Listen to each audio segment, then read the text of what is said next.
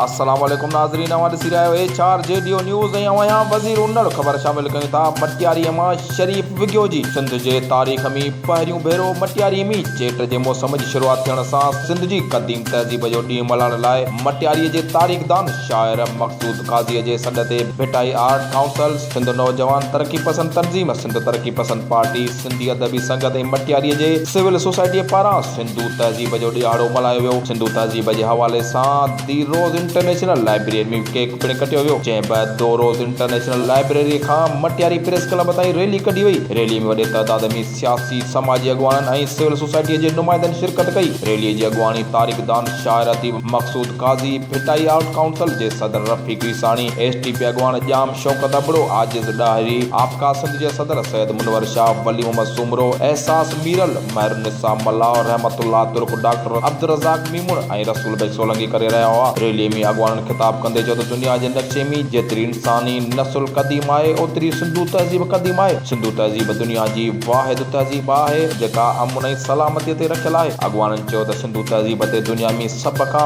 वधीक किताब लिखिया विया आहिनि। सिंधू तहज़ीब जा 475 क़दीम आसार आहिनि। अॻुवाननि चयो त जहिड़ी तरह सिंध में सकाफ़ती ॾियारो मल्हायो वेंदो आहे, अहिड़ी तरह सिंधू तहज़ीब जे ॾींहं खे हर साल मल्हायो वञे ऐं सरकारी तरह सां मल्हायो वञे। अॻुवाननि चयो त सिंधू तहज़ीब जे ॾिहाड़े जी शुरुआत थी वई आहे ऐं हर साल चेट जी शुरुआत सां ई ॾींहुं मल्हायो वेंदो। असां मौजूदु आहियूं मटियारी प्रेस क्लब वालो, जीअं त सिंधू तहज़ीब चेट जे हवाले सां मटियारी प्रेस क्लब वालो रैली कढी वई आहे ऐं अॻुवाननि खां चयो त पुछूं था त सिंधू तहज़ीब जे हवाले सां छा था चवणु चाहे।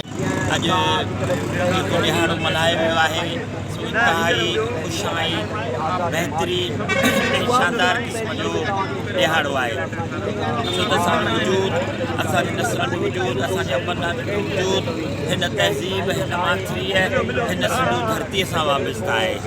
ऐं हीउ जेको मल्हाइण जो सबबु ऐं सिंधू तहज़ीब जो ॾिहाड़ो मल्हाइण जो सभ खां वॾो जेको पैगाम इहो आहे त असांखे हिन धरतीअ सां प्यारु आहे। असांखे अंग्रेज़ ॿुधायो त तव्हांजो हीउ मोहन जो दड़ो 5000 साल पहिरीं बि इन कंडीशन में हो, जे कंडीशन में हू नालियूं ठकियलूं हुयूं, पकियुनि सुरनि सां जॻहियूं ठहियलूं हुयूं।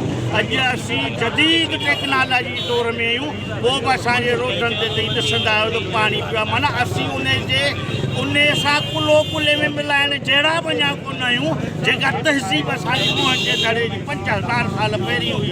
HR JDO न्यूज़ में फ़िलहाल एतिरो ई। वधीक ख़बरुनि जी अपडेट्स लाइ ॾिसंदा रहो HR JDO न्यूज़।